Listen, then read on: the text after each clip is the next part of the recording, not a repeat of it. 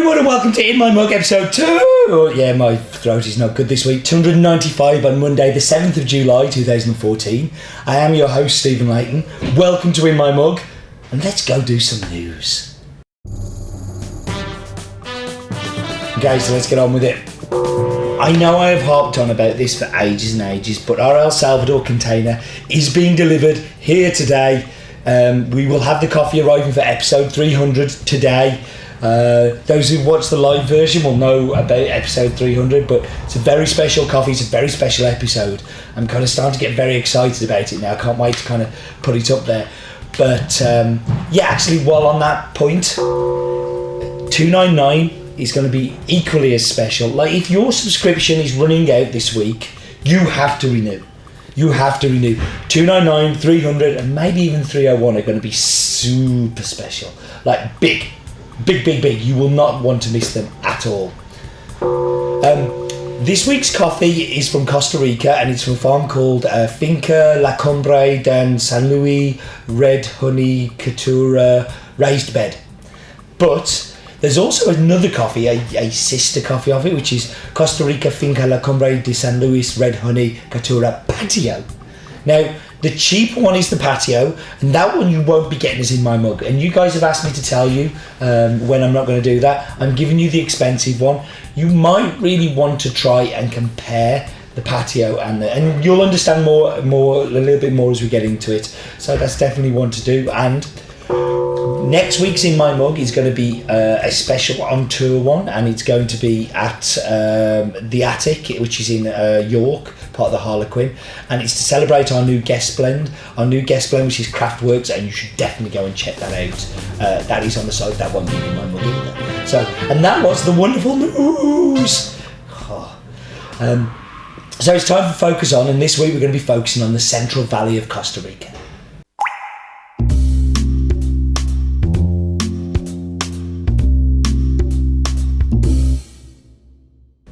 So the Central Valley is a plateau and a geographical region of the central of Costa Rica.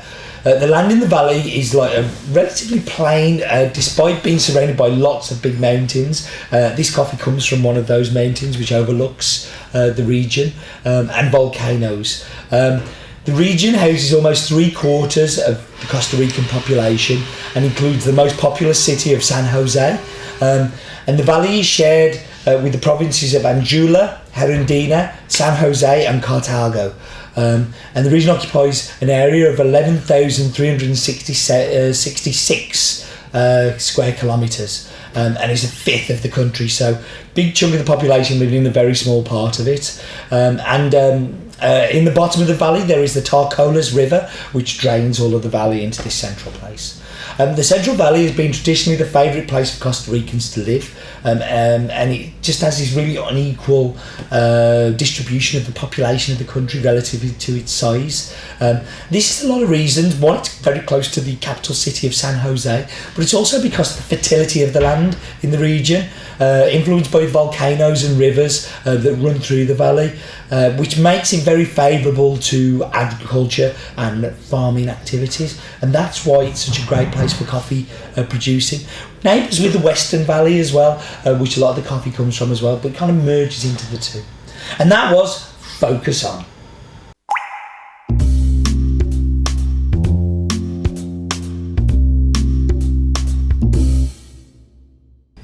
So as I said to you in the news, this week's coffee is called Costa Rica Finca La Cumbre de San Luis Red Honey Caturra Raised Bed. A very long name. Costa Rica, the country. Finca La Cumbre, name of the farm. De San Luis is the name of the mill. Red Honey is the process. And Caturra is the varietal. And Raised Bed, well, that's a little bit extra.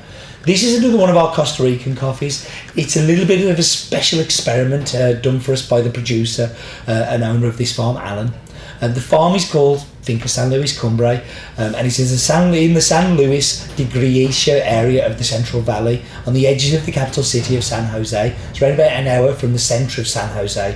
Owned by Alan Arvedo, he's a second generation coffee grower, although He took over the farm 12 years ago. He's worked his whole life on the farm. Even when he was a young boy, he was telling me that he used to work the farm with his dad, who was Don Joel. Don Joel's name lives on, though, as Alan named the mill after him. So the mill where he processes the coffee is called Don Joel. Alan is married. And he has 2 children, and his wife, he's very heavily involved in the farm too, and his children, when they're not at school and in education, also help out on Dad's farm. As I said at the start, this is a little bit of an experiment that Alan wanted to do. He decided to take this lot and pulp it to a yellow honey, and then this is where the cherry's removed and you leave lots of mucilage on there. Yellow is moving most of the mucilage, but you'll notice I say it was a red honey, because Alan then started the drying process, and he started on a raised bed for around about 4 days, and then transferred it from the patio to finish it off for another 7 days.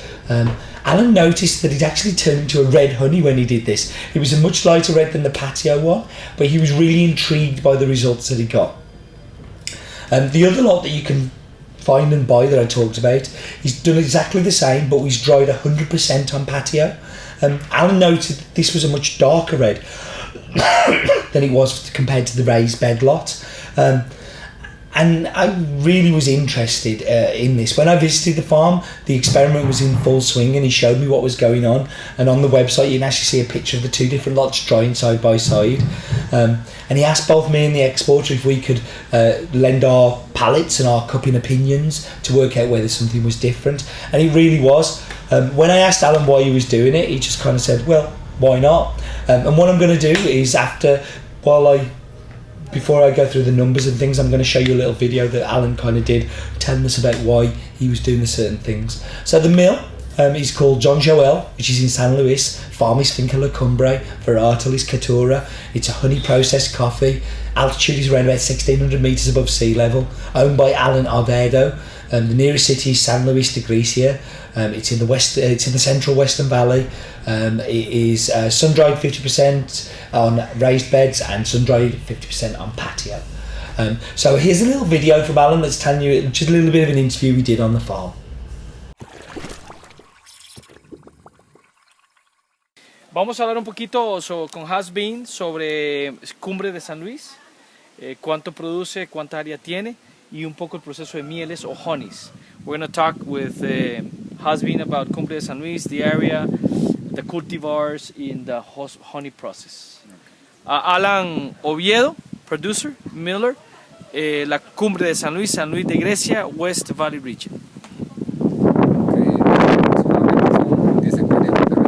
have around 10 hectares of the farm.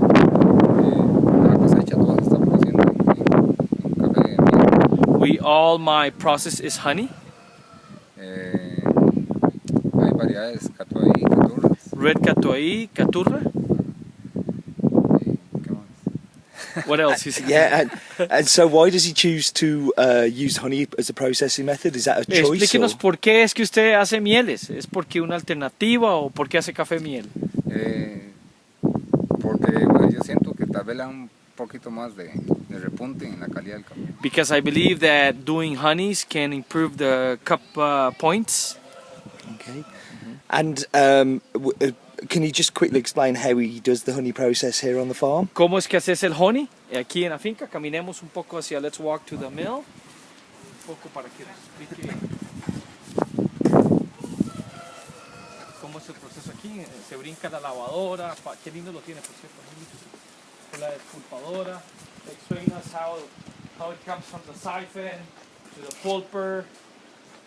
Okay, bueno, se deposita el café ya, se traslada con agua. Okay, the coffee is transported by water from the receiving siphon, receiving pit, to the pulper. Okay, se pasa al despulpador, aquí se pasa por la criba.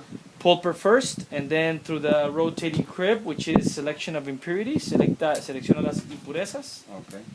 Y el café primera se saca directo acá. The first quality comes straight on this opening here. Y de aquí se saca a los patios de secado directo. And from here straight to the patios, drying patios. Vamos a los drying patios. Can I just say as well that you've got a good pulper because it's come from London? Dice que tiene buena pulpadora porque es inglesa. Ah, sí. John Gordon. Correcto.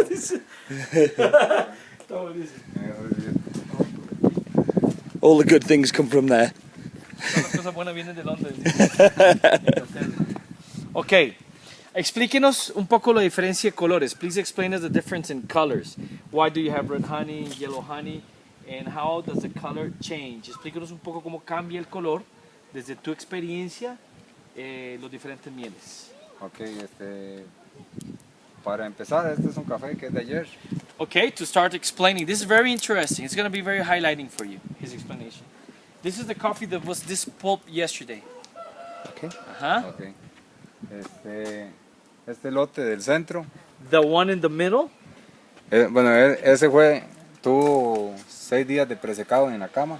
it was 6 days pre-drying on the beds, Y luego lo pasamos para acá. and then I passed it here to the patios. Igual tuvo un presecado en cama I pre-dried on the bed, y luego se pasó al patio. and then to patios. So, Alan, these two are all with honey. Tienen todo el mucílago. Todo. Okay, Directo. 100%. Sí. Aquellos lotes del fondo. That lot that looks more red, camine.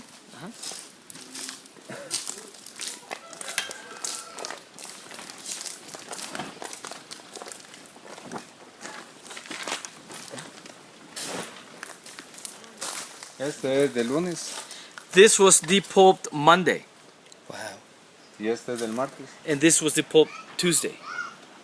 Wow. And just by leaving it an extra day? 100% mucilage. Yeah. Yesterday. Wow. This means, este se va a tornar de este color ¿cuándo? Mañana.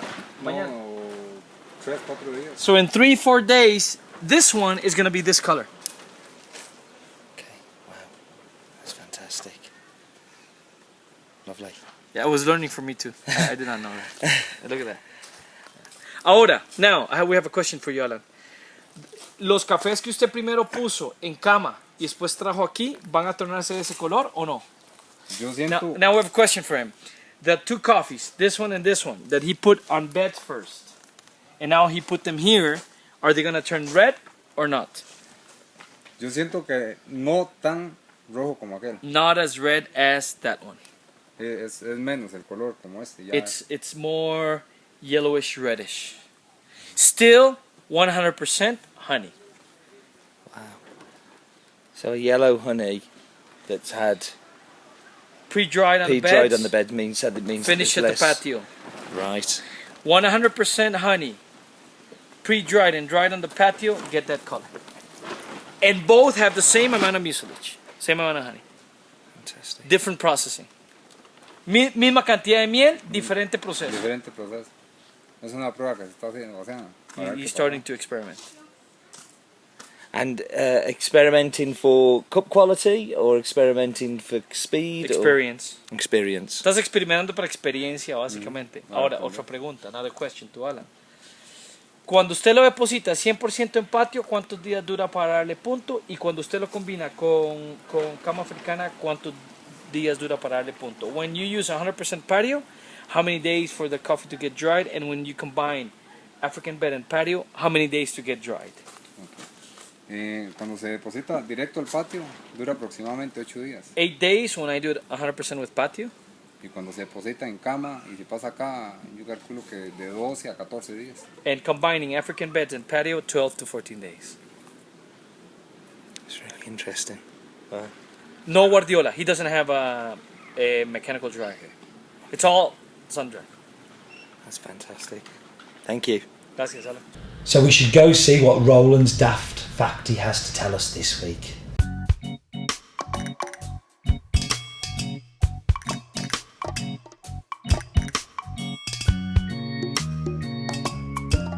Stephen was interviewed by Costa Rican TV while in Brazil during the World Cup, but we hate the World Cup, so let's not go over that one, eh? This week's fact is Costa Ricans call themselves ticos. Tico, that is short for Hermantico, which means little brother. Bet you didn't know that. Tico time! It sounds like Roland's got a bad voice too. Gosh, that must be really bad. So anyway, now it's time for the Muppet.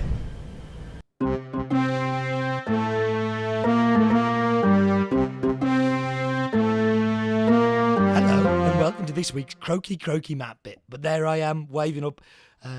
If you're wondering how I did that, that's with a drone. I've been playing with the drone a lot. I didn't go up to the Google Earth with the drone, but we're going to go down to Central America. So here we have Central America. We can see Guatemala, Honduras, El Salvador, Nicaragua, but we're interested in Costa Rica. So let's zoom down to Costa Rica. Sandwich there in between Panama. We're going to look at some wonderful facts. Did you know the guanacaste is Costa Rica's national tree? What's the UK's national tree? I don't know. Yeah, anyway, maybe it's a pineapple tree. Let's zoom down. Now I have some really rubbish coordinates for this, but what you can see is there's the town of San Luis Grisha, and then just below that is San Jose.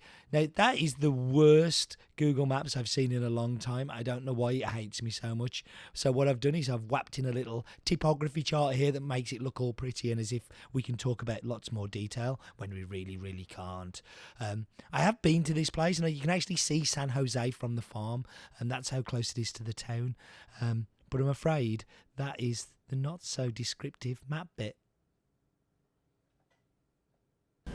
Okay, so I'm going to go and whap you on pause. I'm going to go and get some tasty and delicious drinks, and I'll be back with you in just a few seconds.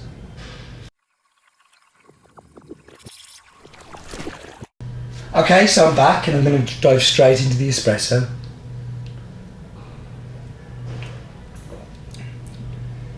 So, in this one, what I'm getting is super sweet, very sugar-like sweetness to it, but there's a hint of like it's kind of like a tropical fruit, and what I pin it down to is pineapple. But when you compare it to the other one, so the 100% patio dried one, that one has much more acidity. This is much more about sweetness and body. It has a real kind of sugar candy floss type sweetness. It is a delicious espresso. This week's coffee, I must thank, we have a special guest visiting us. She didn't want to come on camera, but like the best female barista in the UK, Estelle Bright, who came third in the UKBC this year, works for La Mazzocco, and Estelle very kindly has made me all of my drinks today, so thank you, Estelle. But she was too shy to come on and talk to you lot because you're all scary people. So let's go into the cappuccino. So in the cappuccino, that sweetness just becomes maximised. It's huge. It really is like somebody's put a couple of sugars in there.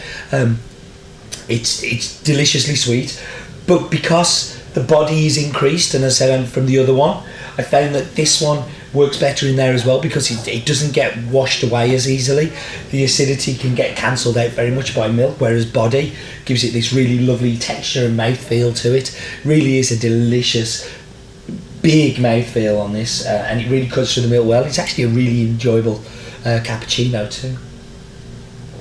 So into the brewed coffee. Back to that sweetness. It's back to the candy floss. It's back to the sugar. It's back to that really kind of sweet, overpoweringly sweet. It's almost like somebody has added sugar to it. And if I didn't know better, I would say that it got sugar in it. It really is super sweet. Delicious coffee. Great experiment by Alan. The fact that I kind of was in the middle of it when I turned up just seemed too good an opportunity to miss. And I'm really pleased I've been able to share it with you here on In My Mug. You should go and try the other one if you get through lots of coffee and you're looking for something to top it up. Do go and try the slightly cheaper bit. And I'm not saying it's any worse. It's just a little bit more work goes into this to put it on the bed, so it was right that we paid a little bit more for it. But the patio one is equally as interesting and has much more bright acidity to it. That pineapple is much more the volume turned up on it. So yeah. So I'm done before my voice goes. Yes, the red hair has gone, by the way, and it makes me really sad and I wish it was back. But do remember, life is definitely too short for bad coffee.